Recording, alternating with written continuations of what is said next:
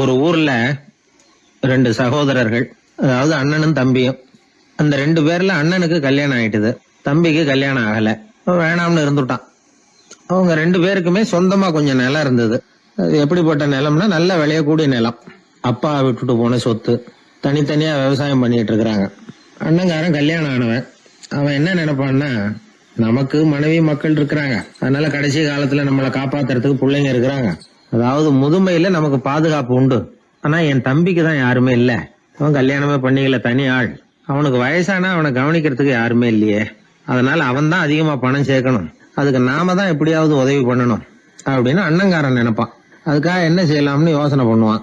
ஒரு நாள் ராத்திரி ஒரு சாக்கு நிறைய நெல்லை போட்டு எடுத்து கட்டிட்டான். கட்டி தூக்கிட்டு போறான்.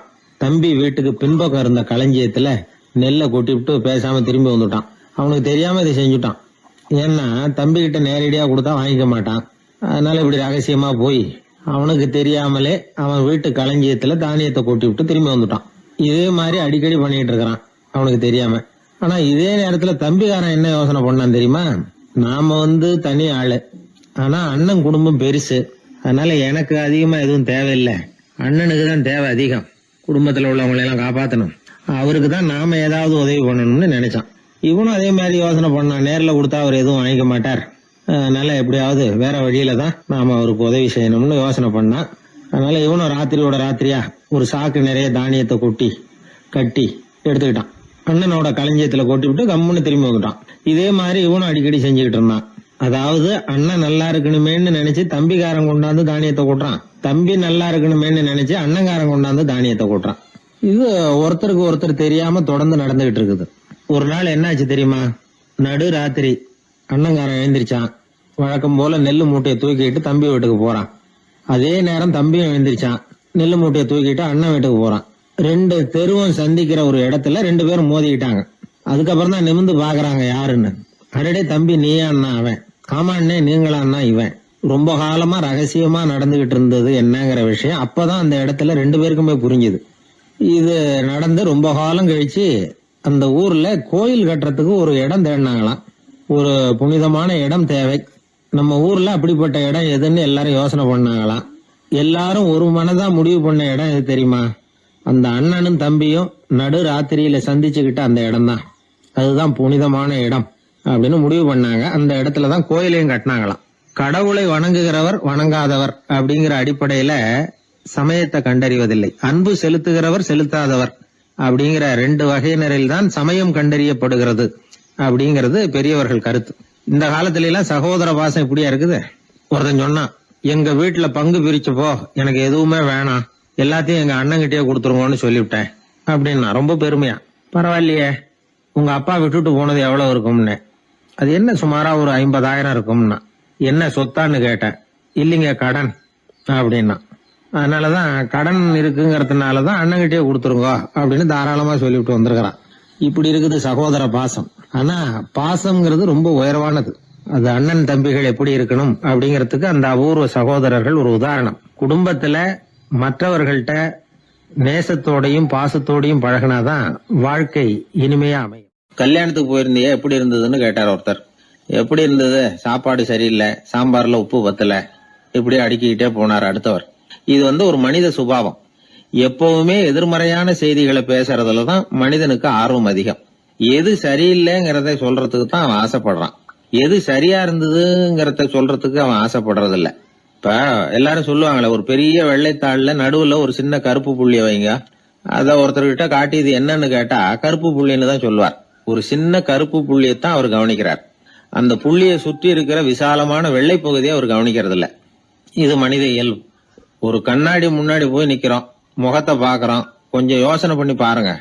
முகத்துல நமக்கு பிடிக்காத பகுதியை தான் முதல்ல கவனிப்போம். கன்னத்துல ஒரு பரு இருந்ததுன்னா அதுதான் முதல்ல நம்ம கண்ணுல படும். கருப்பா ஒரு மச்சம் இருந்தா அதைத்தான் நாம முதல்ல கவனிக்கிறோம். ஒரு சின்ன காயம் இருந்ததுன்னா ரொம்ப கவனிச்சு கூர்ந்து பாக்குறோம். அதை சுற்றி இருக்கிற அழகான பகுதிகள் எல்லாம் அதுக்கு அப்புறம் தான். அவ்வளவு தூரத்துக்கு ஏன் காலையில ஒரு செய்தித்தாளை கையில எடுத்து புரட்டுறீங்க, எதிர்மறையான செய்திகளை தான் முதல்ல பாக்குறோம், ஆக்கப்பூர்வமான செய்திகள்லாம் அதுக்கப்புறம் தான். எதிர்மறையான செய்திகள் தான் பத்திரிகைகளின் விற்பனையை உயர்த்துது. இப்ப ஒரு கும்பல்ல கலவரம், பத்திரிகையில செய்தி எப்படி வருது? கலவரத்துல 10 பேர் உயிரிழந்தார்கள் அப்படின்னு தான் வரும். அந்த கலவரத்துல 918 பேர் உயிரோடு திரும்பி போனார்கள் அப்படின்னு போடுறது இல்ல. எத்தனை பேர் இறந்து போனாங்க அப்படிங்கிறது தான் பத்திரிகைக்கு முக்கியம். ஏன்னா மனித மனம் அதை தான் கவனிக்குது. பாதகமான செய்திகளே பத்திரிகைகள்ல அதிகமா வருது, எதிர்மறையான செய்திகளுக்கு தான் அதிக முக்கியத்துவம் கொடுக்கப்படுது. இதனால என்ன ஆகுது தெரியுமா? இந்த உலகத்துல எங்க பார்த்தாலும் கொலையும் கொள்ளையும் விபத்தும் உயிரிழப்பும் தான் நடந்துகிட்டு இருக்கு அப்படிங்கறது மாதிரி ஒரு பிரமை. இந்த உலகத்துல மகிழ்ச்சிகளை எல்லாம் நாம மறந்துடுறோம். வாழ்வின் வெளிச்சங்களை எல்லாம் நாம இழந்துடுறோம். இன்னைக்கு விமான விபத்துல 214 பேர் உயிரிழந்தார்கள் அப்படிங்கிறது எதிர்மறையான செய்தி. இன்று விமானம் மூலமாக 2 லட்சம் பேர் சௌக்கியமாக பயணம் செய்தார்கள் அப்படிங்கிறது நேரடியான செய்தி. ஆனாலும் செத்ததுதான் செய்தியா வரும். சௌக்கியமா போனவங்களை பத்தி வெளியில தெரியாது. வாழ்க்கையின் சாதகமான அம்சங்கள்ல கவனம் செலுத்துறதுக்கு நாம கத்துக்கணும். இந்த உலகத்துல நாம மகிழ்ச்சியா இருக்கிறதுக்கு எவ்வளவோ விஷயங்கள் உண்டு. அதையெல்லாம் கவனிச்சு பாக்குறதுக்கு நாம கத்துக்கணும். ஒரு நாள் பூராவும் நல்லா நடந்துகிட்டு இருப்பீங்க. ஏதோ ஒரு நேரத்துல வாழைப்பழத்தோல்ல காலை வச்சிருப்பீங்க, வழிக்கு விழுந்துட்டீங்க. வழிக்கு விழுந்ததுதான் நமக்கு பெருசா தெரியும். நாலு பூரா நாம நல்லா நடந்துகிட்டு இருந்தோமே அப்படிங்கறது தெரியாது பெருசா. நமது பலம் என்னங்கறதுலதான் அதிக கவனம் தேவை. தோல்வி மனப்பான்மை இது நெகட்டிவ் ஆட்டிடியூட்ஸ். தாழ்வு மனப்பான்மை நெகட்டிவ் செல்ஃப் இமேஜ். எதிர்மறையாவே நினைக்கிறது பேசுறது அப்படிங்கிற குணத்தை மாத்திக்காதவன் எந்த காலத்திலயும் முன்னேற முடியாது. அப்படிப்பட்டவன் வெற்றிகரமான மனிதனும் கிடையாது. ஆகையினால வாழ்க்கையில வெற்றி பெற விரும்புகிறவர்கள் எதிர்மறை மனோபாவத்தை மாற்றிக்கொள்ளுங்கள். நெகட்டிவ் விஷயங்கள்ல இருந்து உங்க கவனத்தை திருப்புங்க. பாசிட்டிவ் விஷயங்கள்ல கவனத்தை செலுத்துங்கள். ஒரே விஷயத்த கூட சில பேர் பாசிட்டிவா எடுத்துக்குவாங்க, சில பேர் நெகட்டிவா எடுத்துக்குவாங்க. ஒரு சத்திரத்துல 2 சாமியார்கள் சந்திச்சுக்கிட்டாங்களாம். தங்களுடைய சொந்த கதைகளை அவங்க பேசிக்கிட்டாங்க. ஒரு சாமியார் சொன்னார், எனக்கு சம்சாரம் இல்ல, அதனாலதான் நான் சாமியார் ஆயிட்டேன் அப்படின்னார். இன்னொருத்தர் சொன்னார், எனக்கு சம்சாரம் இருக்கா, அதனால நான் சாமியார் ஆயிட்டேன் அப்படின்னார். அதனால வாழ்க்கைய அவரவர்கள் பாக்குற பார்வை வேற வேற மாதிரி. எதையும் எதிர்மறையா எடுத்துக்கப்படாது, ஆக்கப்பூர்வமா எடுத்துக்கணும். அப்படிங்கறத புரிஞ்சுக்கிட்டோம்னா நம்ம வாழ்க்கையில வெற்றி நிச்சயம். நான் கணக்குல ரொம்ப வீக்கு சார் அப்படின்னு சொல்லிக்கிறதுல நம்மள பல பேர் வெக்கப்படுறது இல்ல. நம்ம மூளை கணக்கு போட எப்பவும் தயாரா தான் இருக்குது. ஆனா அதை நாம சரியா உபயோகப்படுத்துறது இல்ல, அதுதான் விஷயம். கம்ப்யூட்டர் வந்த பிறகு இன்னமும் சௌகரியமா போச்சு. கணக்கு போடுற வேலையெல்லாம் அதுகிட்ட ஒப்படைச்சிட்டோம். கம்ப்யூட்டரை விட வேகமா மனுஷனால கணக்கு போட முடியுமா அப்படின்னா முடியுமா. ஆனா முடியும்னு நிரூபிச்சு காட்டினவங்க இந்த உலகத்துல ஒரு 10-20 பேர் தான். ஒரு பென்சிலோ காகிதமோ இல்லாம 17 இலக்க எண்களை கூட கூட்டி கழிச்சு பெருக்கி வகுக்கிறாங்க. நீங்க பிறந்ததுல இருந்து இந்த வினாடி வரைக்கும் எவ்வளவு காலம் ஆயிருக்குது அப்படின்னு கேட்டா அதை நொடிகள்ல சொல்றாங்க. ஒரு புஸ்தகத்தை கொடுத்து படிக்க சொல்லி அதுல மொத்தம் எத்தனை எழுத்து இருக்குது அப்படின்னு கேட்டா கரெக்டா சொல்லி விடுறாங்க. இப்படிப்பட்ட திறமைசாலிகள் இந்த உலகத்துல இருக்கதான் செய்யறாங்க. அது சரி, அவங்களால மட்டும் அது எப்படி முடியுது? இதுக்கு சரியான விளக்கத்தை இதுவரைக்கும் யாரும் சொல்லல. இந்த கணக்கு புலிகள், கணித மேதைகள் எப்படி அவ்வளவு பெரிய கணக்கெல்லாம் போடுறாங்கன்னு கேட்டா அதுக்கு யாராலையும் சரியான விளக்கம் கொடுக்க முடியல. ஆனா அவங்க எல்லாம் கொஞ்சம் கூட அலட்டிக்காம கணக்கு போட்டு சொல்லி விடுறாங்க. இவ்வளவுக்கும் அவங்க கணக்கு கல்வியை முறையா கத்துக்கிட்டவங்களா அப்படின்னு கேட்டா அதுவும் கிடையாது. சோவியத் ஆய்வாளர் ஒருத்தர் முதல் தடவையா இது சம்பந்தமா ஆச்சரியமான ஒரு முடிவை சொல்லி இருக்கிறார். அவர் என்ன சொல்றாருன்னா, கம்ப்யூட்டர்களையே தோக்கடிக்கக்கூடிய வேகத்துல கணக்கு போடுகிற திறமையுள்ள மூளை இயற்கையிலேயே சில பேருக்கு மட்டும்தான் இருக்குங்கிறது சரியில்லை. இந்த உலகத்துல பிறந்த எல்லாருடைய மூளைக்குள்ளேயும் ஒரு கம்ப்யூட்டர் மூளை இருக்குது அப்படிங்கிறார் அவர்.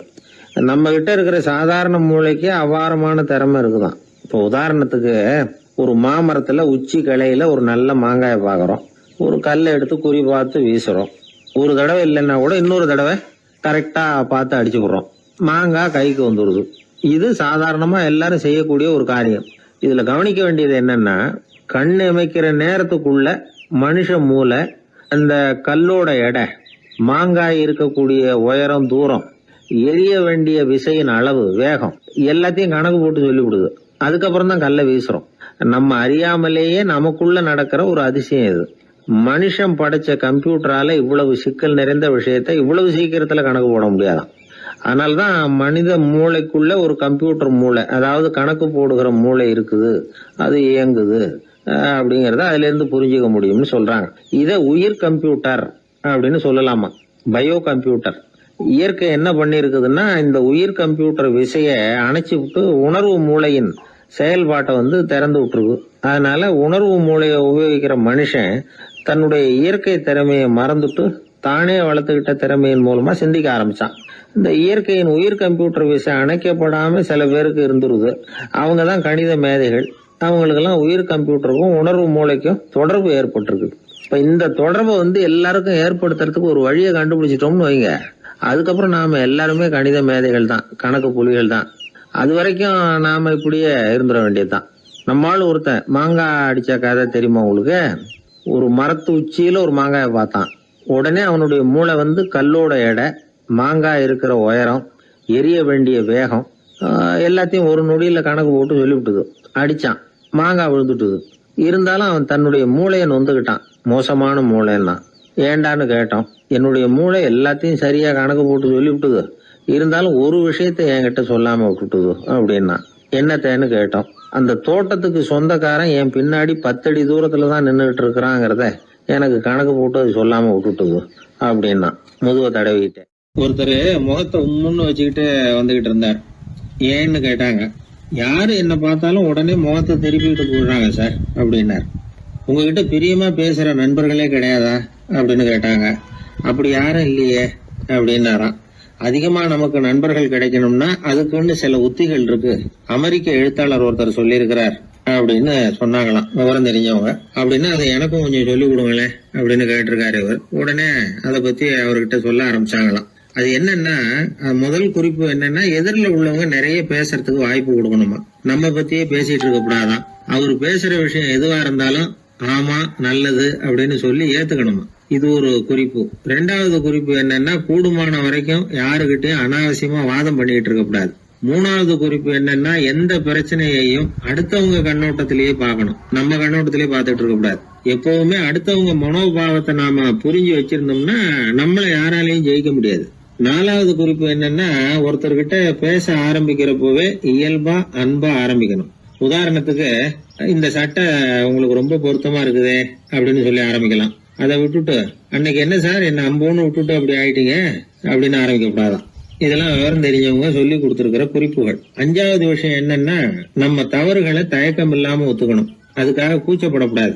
6வது குறிப்பு, அடுத்தவங்க கருத்துக்கு மதிப்பு கொடுக்கணும். நீங்க சொல்றது தப்பு சார் அப்படின்னு முகத்துல அடிச்சா அப்படி பேசக்கூடாது.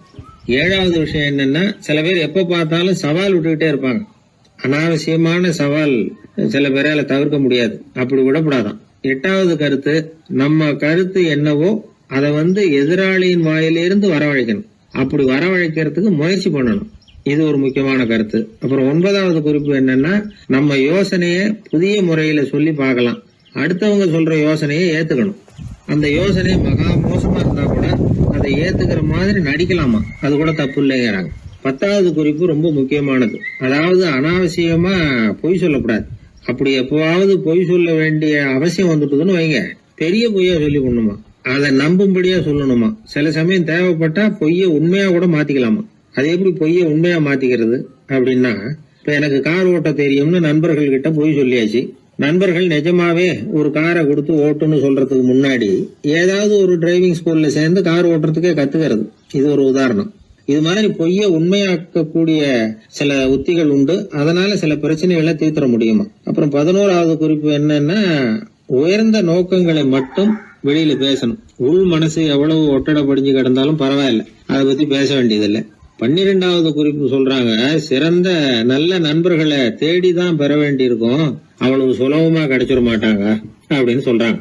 இவ்வளவு குறிப்புகளும் அமெரிக்க நிபுணர் ஒருத்தர் சொல்லி வச்சிருக்கிறார். இப்படி எல்லாம் நடந்துகிட்டா நமக்கு நல்ல நண்பர்கள் கிடைப்பாங்களாம். முயற்சி பண்ணி பார்க்கணும். இந்த காலத்துல எல்லாம் எத்தனையோ விதமான நண்பர்கள் உண்டு.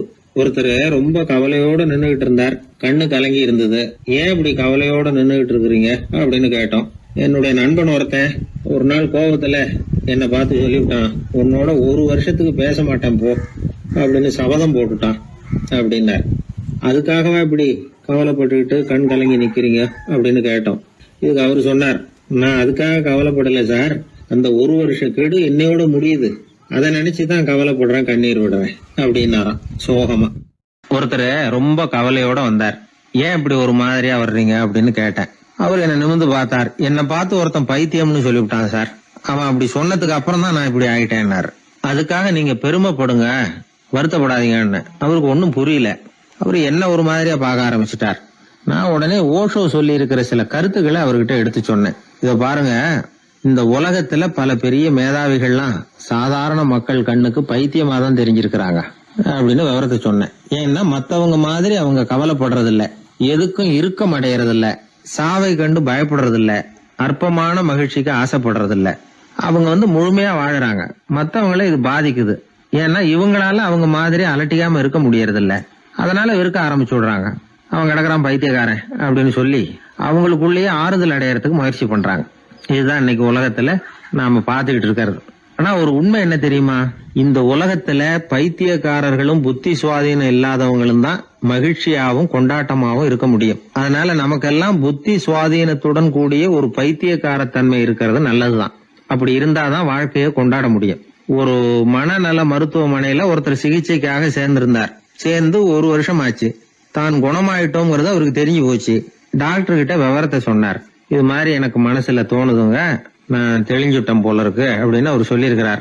அவரும் சொன்னார், நீங்க சொல்றது சரியாதான் இருக்கும், இருந்தாலும் உங்களை இங்கேயே வச்சிருந்து சில சோதனைகள்லாம் பண்ணி பார்த்துட்டு அதுக்கப்புறம் வீட்டுக்கு அனுப்புறோம் அப்படின்னார். சரிங்கன்னார் அவரு. அதே மாதிரி அவரை மேற்கொண்டு கொஞ்ச நாள் தங்க வச்சு சோதனைகள்லாம் பண்ணி பார்த்துட்டு இவர் சொல்றது உண்மைதான்னு தெரிஞ்சது. இவர் புத்தி சுவாதீனம் சரியா இருந்தது, இவர் நல்ல நிலைமைக்கு வந்துட்டாருங்கிறது டாக்டருக்கு புரிஞ்சது. அதுக்கப்புறம் சரி, நீங்க சொன்னது சரி, இனிமே நீங்க வீட்டுக்கு போகலாம் அப்படின்னு சொல்லி அனுப்பி வச்சார். இவர் வீட்டுக்கு வந்துட்டார். அதுக்கப்புறம் இவர் தன்னுடைய அனுபவங்களை சொன்னாராம். எப்படி இருந்தது மருத்துவமனை வாழ்க்கை அப்படின்னு கேட்டிருக்கிறாங்க நண்பர்கள்லாம். அப்போ இவர் சொன்னாராம், இத பாருங்க, நான் 1 வருஷம் பைத்தியங்களோட பைத்தியமா வாழ்ந்தேன். அதுல கொஞ்சம் கூட எனக்கு சிரமம் தெரியல. அந்த 1 வருஷமும் 1 வினாடியா போனது மாதிரி இருக்குது.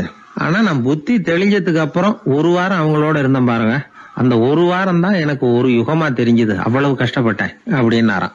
அதனால ஒரு கூட்டத்திலிருந்து வேறுபட்டு வாழறதுங்கிறது கொஞ்சம் சிரமம் தான். பைத்தியங்களுக்கு மத்தியில பைத்தியமா இருந்துடலாம், பைத்தியங்களுக்கு மத்தியில புத்தி சுவாதீனம் உள்ளவனா இருக்கிறதுக்கு ரொம்ப சாமர்த்தியம் தேவைப்படுது. அதனாலதான் இந்த உலகத்துல நாம வாழும் பொழுது மற்றவர்களை அனுசரிச்சு வாழணும். பைத்தியங்களுக்கு மத்தியில பைத்தியமா இருந்தாதான் சுகம் அப்படிங்கிறது தான் இவங்க சொல்ல வர்ற உண்மை. ஹிட்லர் ஒரு சமயம் ஒரு பைத்தியக்கார ஆஸ்பத்திரிக்கு போனாராம் பார்வையிடறதுக்காக. மன நோயாளிகளை எல்லாம் வரிசையா நிறுத்தி வச்சிருந்திருக்கிறாங்க. அவர் வந்த உடனே எல்லாரும் ஹிட்லர் வாழ்கன்னு கத்தணும் அப்படின்னு அங்க உள்ள டாக்டர் சொல்லி வச்சிருக்கிறார். ஏற்கனவே சொல்லி வச்சிருக்காரு, ஹிட்லர் வரப்போறார், வந்தது எல்லாரும் ஹிட்லர் வாழ்கன்னு நீங்க சொல்லணும், கத்தணும்னு சொல்லி வச்சிருக்காரு. சரின்ட்டு நிக்கிறாங்க. ஹிட்லர் வந்தார். சொல்லி வச்சது மாதிரி எல்லாரும் கத்துனாங்க, ஹிட்லர் வாழ்கன்னு.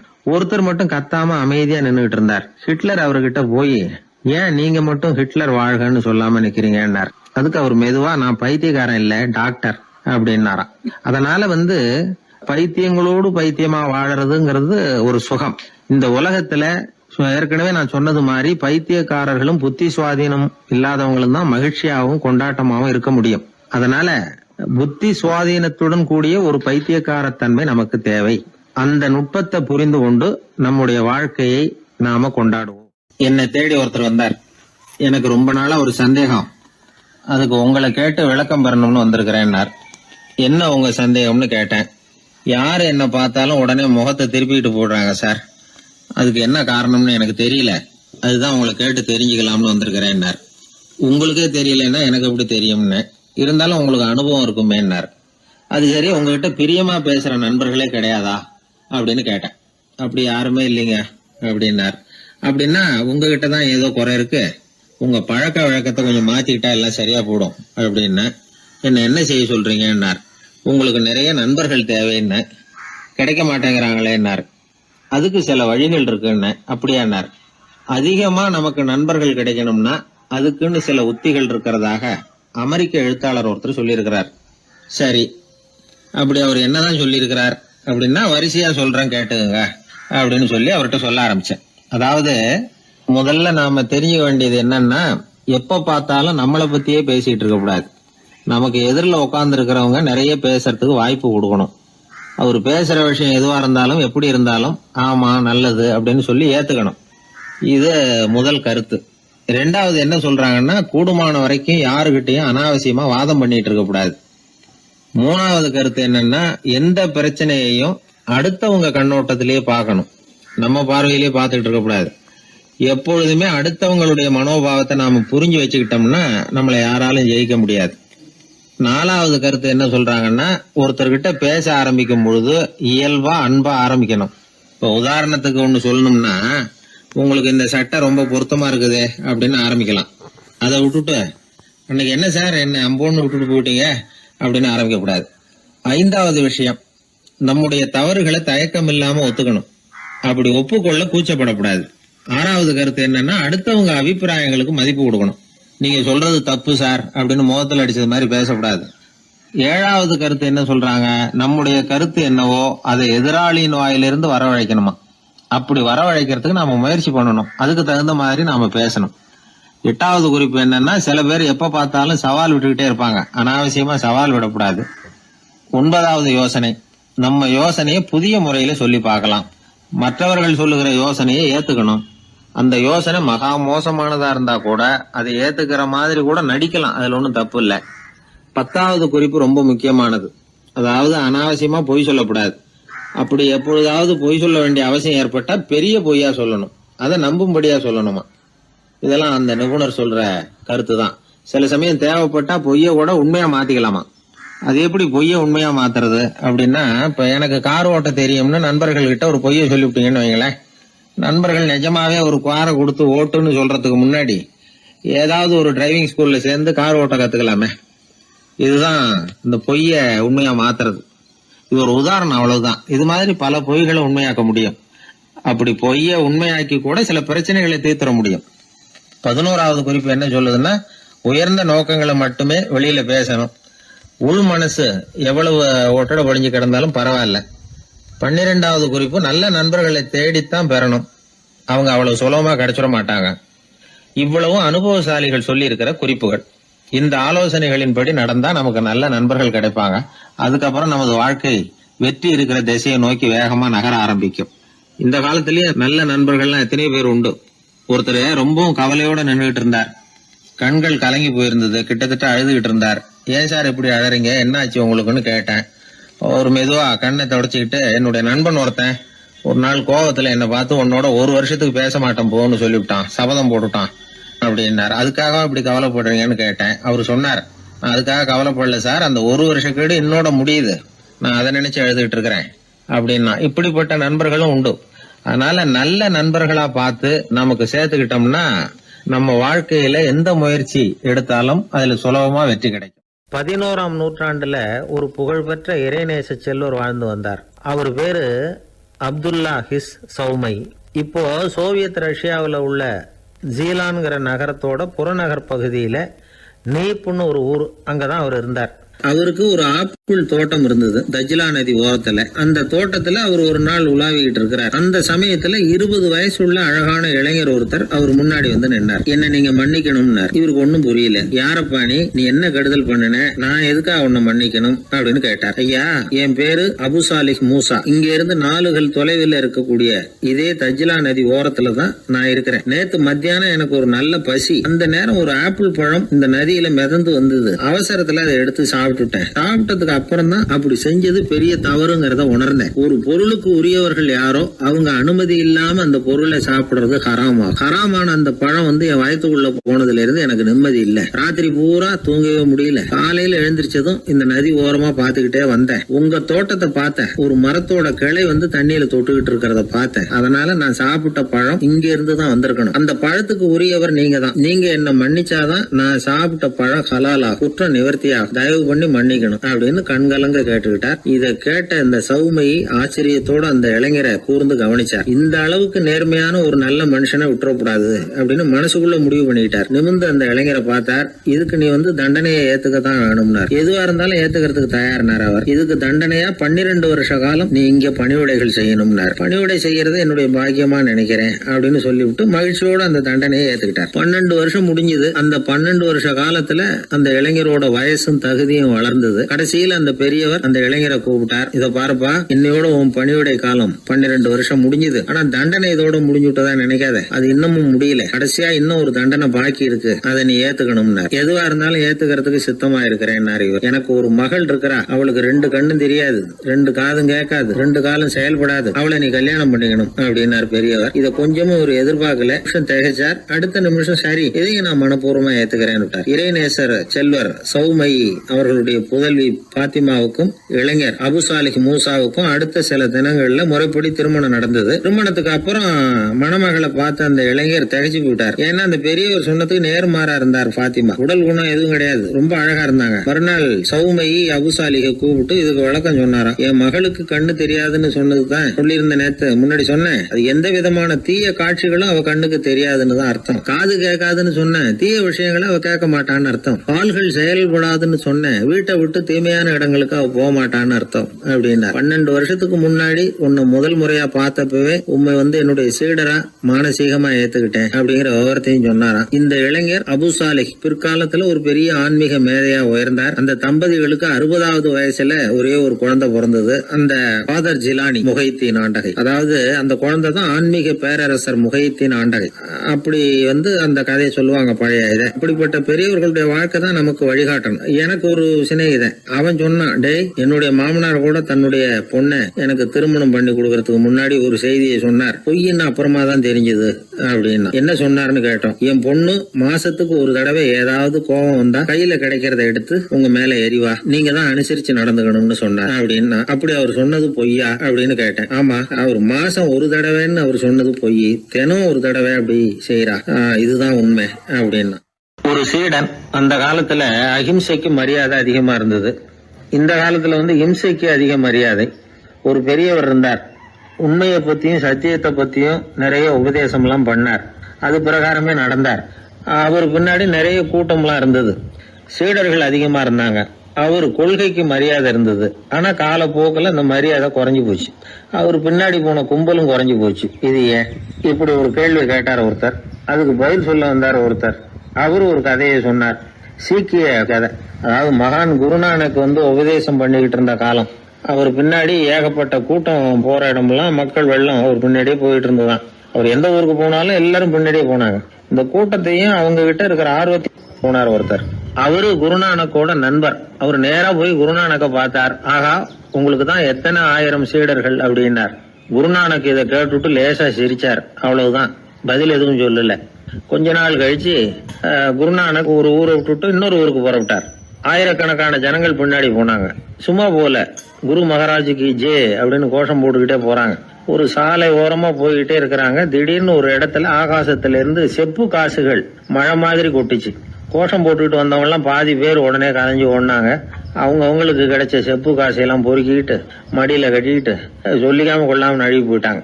அவர் இதையெல்லாம் கவனிக்காம தொடர்ந்து போயிட்டே இருக்கிறார். அடுத்த ஊருக்கு போனார். அங்க மறுபடியும் ஒரு பணமழை.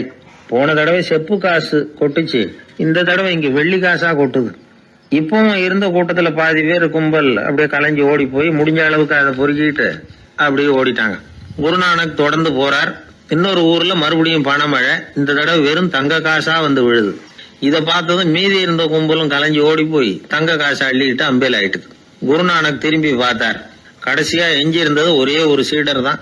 செப்பு காசு, வெள்ளி காசு, தங்க காசு எதையும் பொருட்படுத்தாம இவர் பின்னாடியே வந்துகிட்டு இருக்கிறார். நீதான்ப்பா என்னுடைய உண்மையான சீடன் அப்படின்னு சொல்லி அவரை வாழ்த்தி அவர்கிட்ட தன்னுடைய பணிகளை ஒப்படைச்சாராம் குருநானக். அவ்வளவுதான் அந்த கதை. அதை கேட்டதும் உண்மைக்கு ஏன் மரியாதை குறைஞ்சு போச்சுங்கிறது புரியுது. நல்லவங்க பின்னாடி போற கூட்டம் குறையறதுக்கு இதுதான் காரணம். காசு தான் முக்கியம்னு நினைக்கிறவங்க அதிகமாயிட்டாங்க இந்த காலத்துல. காசு முக்கியம்தான், இல்லைன்னு சொல்லல. ஆனா காசு நமக்கு அடிமையா இருக்கணும். வேலைக்கார மாதிரி இருந்து வேண்டியதை வாங்கி கொடுக்கணும். நாம காசுக்கு அடிமையாயிடக்கூடாது. அப்படி ஆகும் பொழுதுதான் விவகாரம் ஆரம்பம். இந்த காலத்து குரு ஒருத்தர், அவருக்கு பின்னாடி ஏகப்பட்ட சீடர்கள் இருந்தாங்க. ஒரு காலத்துல ஒவ்வொரு கட்டத்துல ஒவ்வொருத்தரா நழுவி போயிட்டாங்க. இப்ப மிஞ்சி இருக்கிறது ஒரே ஒரு சீடன் தான். ரொம்ப பவ்யமா கையை கட்டிட்டு அவர் முன்னாடி உட்காந்துருக்கிறான். கடைசியில நீ மட்டுமாவது இருக்கியப்பா, அது போதும், நீ தான் எனக்கு உண்மையான சீடன் அப்படின்னாராம் குரு. அதுக்கு அந்த சீடன் சொல்லியிருக்கான், அப்படி இல்லைங்க சுவாமி, நீங்க இப்போ உட்காந்துக்கிட்டு இருக்கிற பீடத்துக்கு அடியில பெட்டியில பணம் வச்சிருக்கிறீங்க, அது எனக்கு தெரியும். அதனால நீங்க எப்போ எழுந்திரிச்சு அந்த பக்கம் போவீங்கன்னு பாத்துக்கிட்டு இருக்கிறேன் அப்படின்னா விழுந்தது. உடனே அவங்களுக்கு ஒரு ஆசை, கபீரை சந்திச்சு பேசணும் அப்படின்னு அவங்க ஆசைப்பட்டாங்க. அவங்க அப்படி ஆசைப்பட்டதுக்கு ஒரு காரணம் உண்டு. ஏன் அப்படி ஆசைப்பட்டாங்கன்னா, 2 ஞானிகளை சந்திக்க வச்சா பல அரிய தத்துவங்களை கேட்கறதுக்கு ஒரு வாய்ப்பு கிடைக்கும். அதனால அவங்க 2 பேரையும் எப்படியாவது சந்திக்க வச்சிடணும் அப்படின்னு அவங்க ஆசைப்பட்டாங்க. அந்த சீடர்கள் தங்களுடைய விருப்பத்தை அவர்கிட்டயே சொன்னாங்க. இது மாதிரி அவர் கபீர் இந்த ஊர்ல இருக்கிறதா தெரியுது, சந்திச்சா தேவையில்லைன்னு. சரி, கபீரை சந்திக்கலாம் ஆனா அவரோட பேசுறத பத்தி நான் எதையும் சொல்றதுக்கு இல்ல அப்படின்னு விட்டார் பரீத். ஏன் கபீரோட நீங்க எதுவும் பேச மாட்டீங்களா அப்படின்னு கேட்டாங்க சீடர்கள்.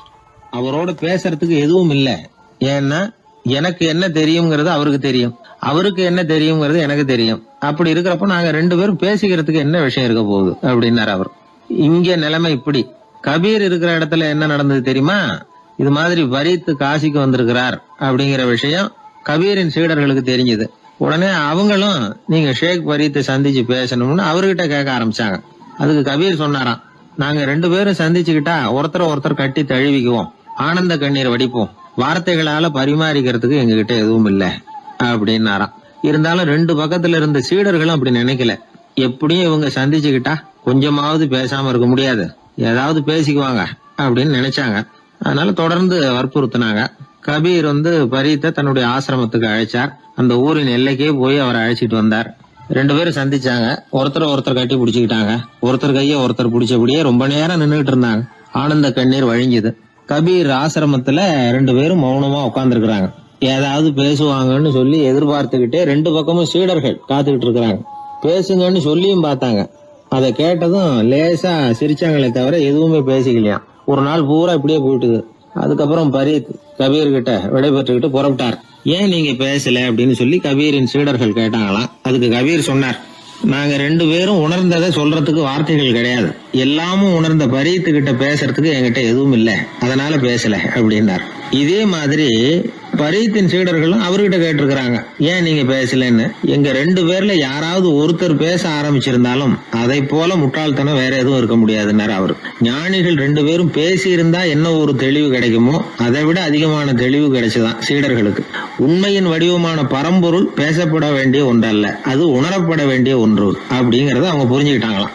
ஒரு கணவனும் மனைவியும் ரொம்ப நாள் ஒருத்தர் பிரிஞ்சிருந்தாங்க. பல வருஷங்களுக்கு அப்புறம் அவங்க சந்திச்சாங்க. சந்திச்ச உடனே ஏதாவது பேசலாம்ல, பேசல. 2 பேருமே மௌனமா இருந்தாங்க. இந்த ஞானிகள் மாதிரி ஒருத்தர் ஆர்வமா பாத்துக்கிட்டாங்க, அவ்வளவுதான். அந்த கணவனை தனியா கூப்பிட்டுக்கிட்டு போய் ஒருத்தர் விசாரிச்சார், ஏன்பா இவ்வளவு நாள் கழிச்சு சந்திக்கிறீங்க, நீயாவது முதல்ல வாயை திறக்கப்படாதான்னார். அதுக்கு அவர் சொன்னார், ஏற்கனவே நான் வாயை திறந்ததுனால தானே சார் இவ்வளவு காலமும் பிரிஞ்சு இருக்கிறது மாதிரி ஆச்சு, அதனால அவசரப்படாம பொறுமையா இருக்கிறேன் அப்படின்னாராம். அதனால பேச்சு பெருசுதான், இருந்தாலும் மௌனம் அதை விட பெரியது அப்படிங்கறத ஒரு வாழ்வியல் உண்மையாக நாம புரிஞ்சுக்கணும். ஒரு சீடன் வெளியூர் புறப்படுறதுக்கு தயாரா இருந்தான். ரொம்ப தூரம் போக போறான். திரும்பி வர நாளாகும். புறப்படுறதுக்கான ஆயத்த வேலைகள்ல ஈடுபட்டு இருந்தான். அந்த சமயம் பார்த்து இன்னொரு சீடன் அவங்கிட்ட வந்தான். நம்ம குரு உன்னை அழைச்சிட்டு வர சொன்னார், வா அப்படின்னு கூப்பிட்டான். இவன் உடனே புறப்பட்டு போனான். குருநாதரை பார்த்தான். அவர் காலில் விழுந்து வணங்கினான். வணங்கிவிட்டு எழுந்திரிச்சான். அவ்வளவுதான். குரு ஏதாவது உபதேசம் பண்ணுவாருன்னு எதிர்பார்த்தான். ஆனா நடந்தது என்ன தெரியுமா? குரு அவனுக்கு ஓங்கி ஒரு அடி கொடுத்தார். எதிர்பாராம இந்த அடியை வாங்கினதும் அந்த சீடன் அதிர்ந்து போயிட்டான். பக்கத்துல இருந்த மற்ற சீடர்களும் திகைச்சு போய் நின்னுட்டாங்க. அடி வாங்கின சீடனுக்கு மனசுக்குள்ள குழப்பம். நாம என்ன தப்பு பண்ணணும், புறப்படுற நேரத்துல இப்படி குரு கிட்ட அடி வாங்குற மாதிரி ஆயிட்டுதே அப்படின்னு நினைச்சு மனசுக்குள்ள ரொம்ப வேதனைப்பட்டான். கொஞ்சம் துணிச்சலை வரவழைச்சுக்கிட்டு குருநாதர்கிட்டயே கேட்டுட்டான், சுவாமி நான் என்ன தப்பு பண்ணினேன், என்ன இப்படி அடிச்சுட்டீங்களே, ஒரு வார்த்தை கூட உங்களை எதிர்த்து நான் பேசினது இல்லையே, இவ்வளவு காலமா உங்க விருப்பத்துக்கு விரோதமா ஒரு காரியம் கூட நான் செஞ்சது இல்லையே, வந்ததும் வராததுமா ஒண்ணுமே சொல்லாம என்ன அடிச்சுட்டீங்களே, குருவே நான் செஞ்ச குற்றம் தான் என்ன அப்படின்னு கண்ணீரோட பரிதாபமா கேட்டானா அந்த சீடன். ஆனா அந்த குரு முகத்துல கொஞ்சம் கூட கோபம் இல்லை. அவர் சிரிச்சுக்கிட்டே நின்னுகிட்டு இருந்தாராம். அதுக்கப்புறம் சொன்னாராம், என்னுடைய அருமை சீடனே, நீ ஒரு தவறும் பண்ணல, நான் உன்னை அடிச்சது நீ ஏதோ தப்பு பண்ணிவிட்டேங்கிறதுக்காக இல்ல, நீண்ட பயணம் போக போற, ஞாபகமா ஏதாவது கொடுத்து அனுப்ப வேணாமா, நீ ஞானம் பெற்ற பிறகுதான் திரும்பி வர போறேங்கிறது எனக்கு தெரியும், அதுக்கு பிறகு உன்னை அடிக்க முடியுமா, அதனால இப்ப கிடைச்சிருக்கிற இந்த வாய்ப்பை பயன்படுத்திக்கிட்டேன், அப்போதைக்கு இப்பவே அடிச்சுட்டேன், அவ்வளவுதான், வேற ஒண்ணும் இல்லை அப்படின்னாராம். குரு சிரிச்சுக்கிட்டே இப்படி சொல்றார். இருந்தாலும் இதுவும் ஒரு உபதேசம் தான். அதிர்ச்சிகளால விழிப்படைய வைக்கிறதும் ஒரு வழிதான். இது ஜென் வழி. பெரும்பாலும் அதிர்ச்சியின் மூலமாகவே ஞான தரிசனத்தை அருள்கிறவர்கள் தான் ஜென் குருமார்கள். நம்ம தியானம் தான் ஜென். இந்தியாவிலிருந்து சீனாவுக்கு போய் கொஞ்சம் பேர் மாறி வளம் பெற்று ஜப்பான்ல ஜென் ஆகி வளர்ந்துருக்குது, அவ்வளவுதான். ஜென்கிறது தியானம். எதை நினைச்சும் தியானிக்கிறது இல்ல, எல்லாத்திலையும் தியானம் இருக்கிறதா சொல்லுது ஜென். பேசுறது, இருக்கிறது, நடக்கிறது, சாப்பிடுறது, சிரிக்கிறது, தூங்குறது, தொழில் செய்யறது அல்லது சும்மா இருக்கிறது எல்லாமே தியானம் தான். சென்கிறது ஒரு சுய தரிசனம், தன்னைத்தானே அடையாளம் கண்டுகொள்ளுகிறது தான். அது இல்லாத எதையும் தேடி கண்டுபிடிக்கிறது இல்லை. சென் மார்க்கத்தை பத்தி ஓஷோ என்ன சொல்றாரு தெரியுமா? காணாமல் போன தன்னுடைய மூக்கு கண்ணாடி தன்னுடைய மூக்கின் மேல் இருப்பதை கண்டுகொள்வது போன்றது சென் அப்படிங்கிறார். நம்மால் ஒருத்தர் இன்னொருத்தர் முகத்தை ரொம்ப நேரமா உத்து பார்த்துக்கிட்டு இருந்தார். என்ன பாக்குறீங்கன்னாரு அவரு. நீங்க போட்டிருக்கீங்களே மூக்கு கண்ணாடி, அதை தான் பாக்குறேன்னாரு இவரு. நீங்க அப்படி பாக்குறதுக்கு விசேஷ காரணம் ஏதாவது உண்டான்னு கேட்டார் இவர். உண்டுன்னார். என்னன்னு கேட்டார். நேத்திக்கு காணாம போன என்னோட மூக்கு கண்ணாடி அது அப்படின்னாராம் இவர். எதிர்காலத்தை நினைச்சா எனக்கு ரொம்ப பயமா இருக்கு சார் அப்படின்னு சொல்றவங்க நிறைய பேர் இருக்கிறாங்க. அதாவது பயப்படாத மனிதர்கள்னு யாருமே கிடையாது. ஒவ்வொருத்தருக்கும் ஒவ்வொரு விதமான பயம் இருந்தாலும் ஒட்டுமொத்தமா பாக்குறப்போ மனிதனுக்கு 6 விதமான பய உணர்வுகள் வரலாம் அப்படின்னு பெரியவங்க சொல்றாங்க. எல்லா விதமான பயமும் இந்த 6 வகைக்குள்ள அடக்கம். அந்த 6 வகை பயமும் 6 எதிரிகள் மாதிரியாம். 6 எதிரிகளையும் புரிஞ்சுக்கிட்டோம்னா போதும், வாழ்க்கையில சுலபமா வெற்றி அடைய முடியும். சரி, அந்த 6 வகை பயம் என்னென்ன அப்படின்னு பாப்போம். முதல்ல வறுமை பற்றிய பயம், 2வது பழிச்சொல் பற்றிய பயம், 3வது உடல் நலம் பாதிப்பு பற்றிய பயம், 4வது என்னன்னா காதல் தோல்வி, 5வது முதுமை, 6வது மரணம். அதாவது பயப்படுறதுங்கிறது ஒரு மனநிலை தான். இந்த மனநிலையை கட்டுப்படுத்த முடியும், திசை திருப்ப முடியும். சரி, இந்த பயங்களின் அறிகுறிகள் எப்படி இருக்கும்? வறுமை பற்றிய பயம் அப்படின்னு முதல்ல சொன்னோம் இல்லையா? அந்த பயத்தின் அறிகுறிகளை தெரிஞ்சுக்குவோம். எதுலேயும் அக்கறை இல்லாம இருக்கிறது, ஒரு குறிக்கோள் இல்லாம இருக்கிறது, வறுமையை சகிச்சுக்கிறது, வாழ்க்கையில கிடைக்கிறது எதுவா இருந்தாலும் ஆட்சேபனை இல்லாமல் ஏத்துக்கிறது, மனசாலும் உடம்பாலும் சோர்ந்து போயிருக்கிறது, ஆர்வம், முனைப்பு, கற்பனை திறன் எதுவுமே இல்லாம இருக்கிறது. இதெல்லாம் தான் அந்த வறுமை பற்றிய பயத்தின் அறிகுறிகள். அடுத்தது ஒண்ணு பார்த்தோமே, பழிச்சொல் பற்றிய பயம். அதாவது அடுத்தவங்க நம்மளை குறை சொல்லி விடுவாங்களோ அப்படிங்கிற பயம். இதுக்கு அறிகுறி என்ன தெரியுமா? புதியவர்களை சந்திக்கிறதுக்கு பயப்படுறது, முடிவு எடுக்க முடியாம குழம்புறது, பிரச்சனைகளை தவிர்க்க விரும்புறது, தாழ்வு மனப்பான்மை, வரவுக்கு மீறி செலவு செஞ்சு இமேஜ உயர்த்திக்கிறது, குறிக்கோள் இல்லாத வாழ்க்கை. இதெல்லாம் தான் அதுக்கு அறிகுறிகள். 3வது பயம் உடல் நலம் பாதிப்பு பற்றிய பயம், அதாவது நோய் பற்றிய பயம். ஒரு உண்மை என்ன தெரியுமா? டாக்டரை சந்திக்கிற மனிதர்கள்ல 75% பேர் தங்களுக்கு நோய் வந்துட்டுதுங்கிற கற்பனையில இருக்கிறவங்களாம். நிஜமாவே நோய் கிடையாது அவங்களுக்கு. இந்த பயத்தின் அறிகுறிகள் என்னன்னா, வியாதிக்கான அறிகுறிகள் தன்னிடம் இருக்கிறதாக நினைச்சுக்கிறது, எந்த நேரமும் வியாதியை பத்தியே பேசி பேசி மனசை அங்கேயே வச்சிருக்கிறது, நோய் சம்பந்தமான செய்திகளை படிச்சு நமக்கு இப்படி ஆயிடுமோ அப்படின்னு வேதனைப்படுறது. இதெல்லாம் தான் அதுக்கு அறிகுறிகள். 4வது பயம் காதல் தோல்வி. இது ரொம்ப வேதனை, உடம்பையும் மனசையும் சீரழிச்சு விடும். ஆண்களை விட பெண்கள் தான் இந்த பய உணர்வுல அதிகமா பாதிக்கப்படுறாங்க. 5வது முதுமை பற்றிய பயம். 6வது மரண பயம், வயசான காலத்துல எப்படி சமாளிக்கிறது அப்படிங்கிற பயம். ஆக இதையெல்லாம் நாம புரிஞ்சுக்க வேண்டியது ரொம்ப அவசியம். இந்த 6 வகை பயங்களை சரியா புரிஞ்சுக்கிட்டு நாம நடந்துக்கணும். வாழ்க்கையின் முன்னேற்றத்துக்கு இந்த பயங்கள் முட்டுக்கட்டே ஆயிடக்கூடாது. உழைச்சி பணம் சேர்க்கணும், உற்சாகமா மனசை வச்சுக்கணும். மனசை கட்டுப்படுத்துகிற மார்க்கம் தெரிஞ்சுக்கிட்டா போதும், எல்லாம் சரியா வந்துடும். நம்ம ஆள் ஒருத்தன் சொன்னான், சார் எனக்கு வறுமை பற்றிய பயம் தான் இருந்தது, ஒரே ராத்திரியில 30,000 ரூபாய் தயார் பண்ணிவிட்டேன், இப்ப எனக்கு இன்னொரு பயம் வந்துட்டுதுன்னா. என்ன பயம்னு கேட்டாங்க. போலீஸ் கண்டுபிடிச்சிருமோங்கிற பயம்னா. இது இந்த பயத்துல அடங்காது. அதனால அஞ்சி சாவார், அஞ்சாத பொருள் இல்லை அப்படின்னு பாரதி சொன்னார் இல்லையா? அது மாதிரி பயத்தை புரிந்து கொண்டு அதற்கு தகுந்த மாதிரி நம்முடைய வாழ்க்கையை அமைத்துக் கொள்ள வேண்டும். அப்படி அமைத்துக் கொள்ளுகிறவர்களுக்கு வெற்றி நிச்சயம். ஒரு ஊர்ல ஒரு குரு இருந்தார். ஒரு நாள் அவரை தேடிட்டு ஒருத்தன் வந்தான். உனக்கு என்ன வேணும்னு கேட்டார் குரு. எனக்கு ஞான தெளிவு வேணும், அதுக்கு உங்க உபதேசம் எனக்கு தேவைன்னா. உபதேசம் வேணும்னா அதை பெற்றுக்கொள்ளுகிற அளவுக்கு தகுதி உள்ளவனா உன்னை தயார்படுத்திக்கணுமேன்னார். அதுக்கு நான் என்ன செய்யணும் சொல்லுங்கன்னா, முதல்ல நீ செய்ய வேண்டியது என்னன்னா, உங்ககிட்ட இருக்கிற எல்லா கெட்ட குணங்களையும் விட்டுட்டு 1 வருஷம் கழிச்சு வா, அப்புறம் பாக்கலான்னாரு. அவ்வளவுதானே, சரின்னு சொல்லிவிட்டு அவன் போயிட்டான். 1 வருஷம் கழிச்சு வந்தான். அவன் அங்க வந்து சேர்ந்த சமயத்துல அந்த ஆசிரமத்தின் மண் தரைய ஒரு வேலைக்காரன் பெருக்கி சுத்தம் பண்ணிட்டு இருக்கிறான். அந்த மண் தரையிலிருந்து எழுந்த புழுதி அதிகமா இருந்தது. அது காத்துல கலந்தது, சீடனையே மறைக்கிற அளவுக்கு ஆயிட்டுது. ஒரே புழுதி மயம். சீடனுக்கு கோபம் வந்துட்டுது. அந்த வேலைக்காரனை அடிக்கிறதுக்காக கைய வாங்கிட்டு போனான். அவன் ஓடி போய் குரு கிட்ட சொல்லிவிட்டான், குருவே, உங்க உத்தரவுப்படிதான் நான் தரையை சுத்தம் பண்ணேன், ஆனா அந்த ஆளு என்ன அடிக்க வர்றான் அப்படின்னா. குரு பார்த்தார், அந்த சீடனை கூப்பிட்டார். இத பாருப்பா, உன்னுடைய எண்ணங்கள்ல பாம்பு புகுந்துட்டுது, அதையெல்லாம் விரட்டி அடிச்சு விட்டு 1 வருஷம் கழிச்சு வா, அதுக்கப்புறம் பார்க்கலான்னுட்டார். சீடன் யோசனை பண்ணான். சரின்னு சொல்லிட்டு போயிட்டான். 1 வருஷம் கழிச்சு மறுபடியும் வந்தான். இப்போ அவன் வர்ற சமயத்துல அந்த வேலைக்காரன் என்ன பண்ணான் தெரியுமா? குரு கட்டளைப்படி தரையை பெருக்கினான். அப்புறம் அந்த புழுதியை எடுத்து வேணும்னே அந்த சீடன் மேல தூவனான். அவ்வளவுதான், சீடனுக்கு மகாகம் வந்துட்டுது. அந்த வேலைக்காரனை பிடிச்சி கண்ணாமண்ணான்னு திட்டிவிட்டான். வேலைக்காரன் குரு கிட்ட ஓடனான். ஐயா, அந்த ஆளு வாய்க்கு வந்தபடியெல்லாம் திட்டுறான் அப்படின்னா.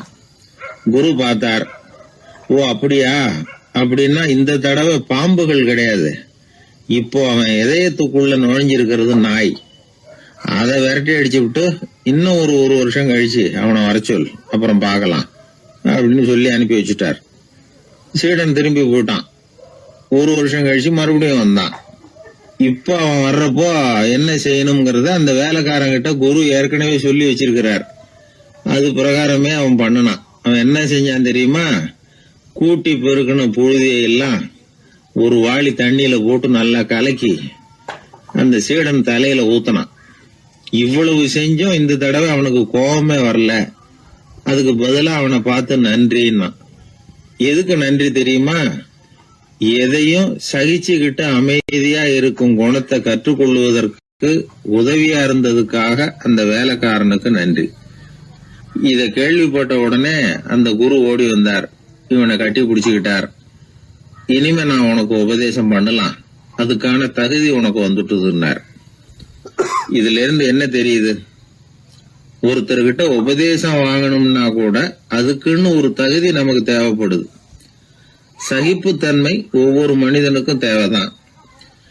இந்த காலத்துல ஒரு குரு, அவரை தேடி ஒருத்தன் வந்தான். குரு அவனை நிமிர்ந்து பார்த்துட்டு சொன்னார், நீ முதல்ல சகிப்புத்தன்மையை வளர்த்துக்கிட்டு அதுக்கப்புறம் என்கிட்ட வாழ்னார். இவன் அவரை நிமிர்ந்து பார்த்துட்டு சொன்னான், குருவே, நான் உங்ககிட்ட வந்திருக்கிறதே சகிப்புத்தன்மையை வளர்த்துக்கிறதுக்காகத்தானே அப்படின்னா. ஒரு ஊர்ல ஒரு பெரியவர் இருந்தார். அவரு ஒரு கோடீஸ்வரர்.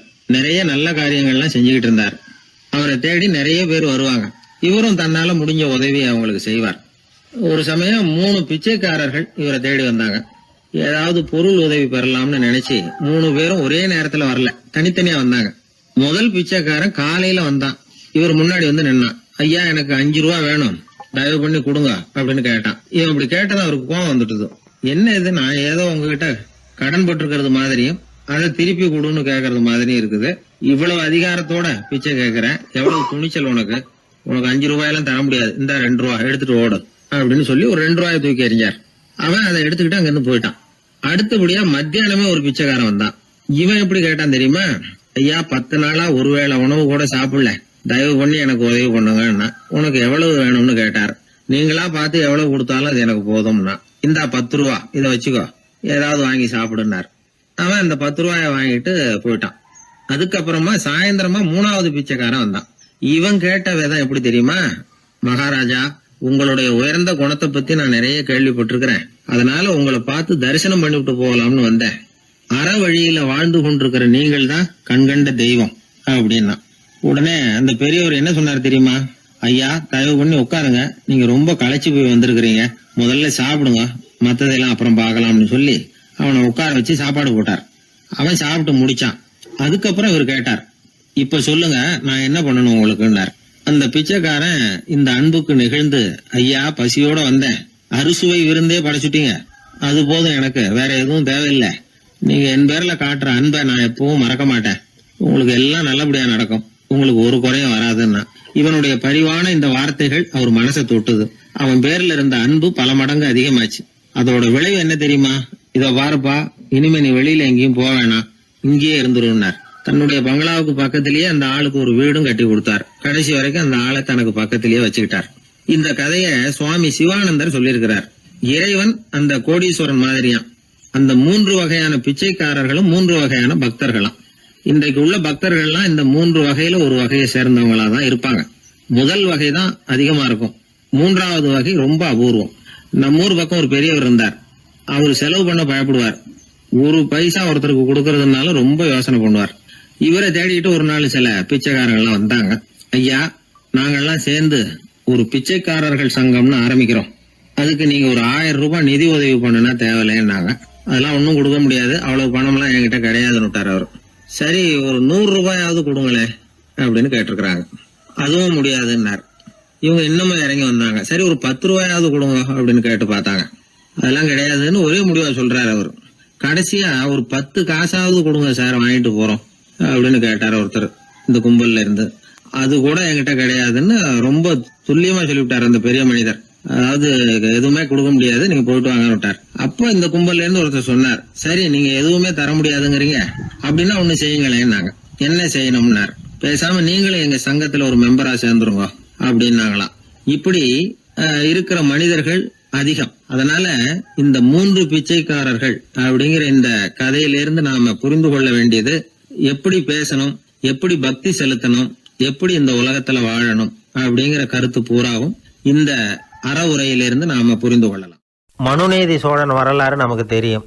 அது மாதிரி நீதி தவறாத ஆட்சியாளர்கள் பல பேர் இருந்திருக்கிறாங்க இந்த உலகத்துல. ஹசரத் உமர் பின் கத்தாப் அப்படின்னு ஒருத்தர், இஸ்லாத்தின் 2வது கலீஃபா இவர். அவருடைய ஆட்சி காலத்துல நடந்த ஒரு நிகழ்ச்சி. இந்த மன்னருக்கு ஒரு மகன், அவர் பேரு அபு ஷஹ்மா.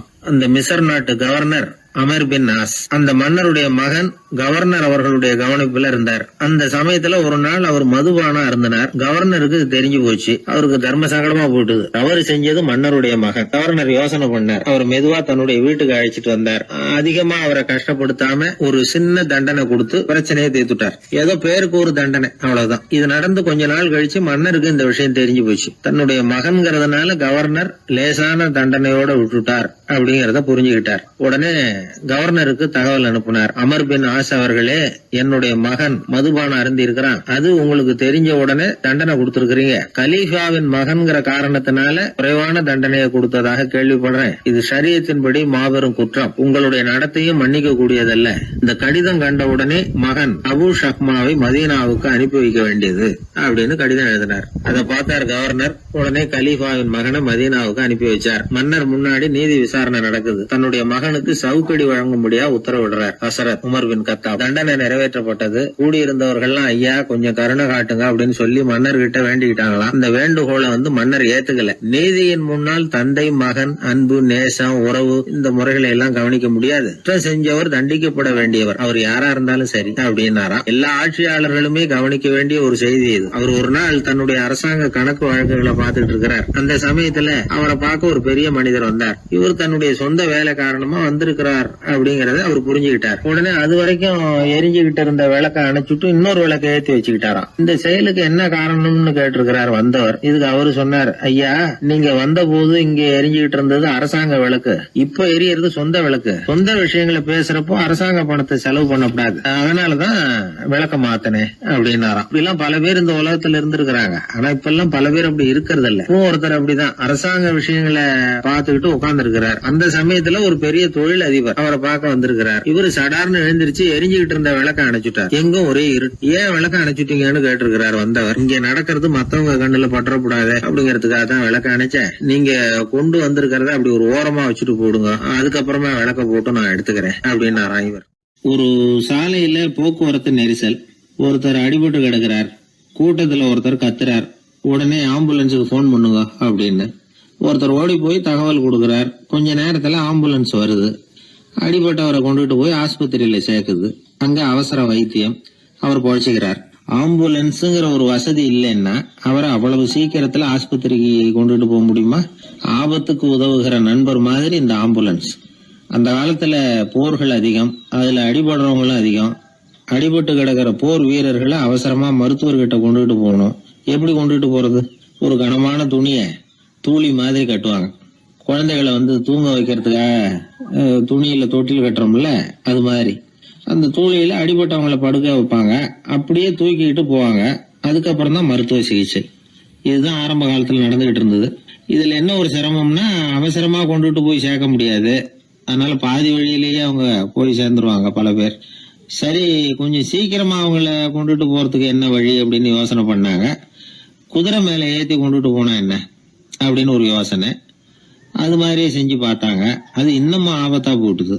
குதிரை ஓடுற வேகத்துக்கும் அது போடுற குலுக்கலுக்கும் அடிபட்டு கிடக்கிறவனால ஈடு கொடுக்க முடியுமா? அலுங்காம குலுங்காம கொண்டுட்டு போக வேண்டிய விஷயம் இல்லை இது.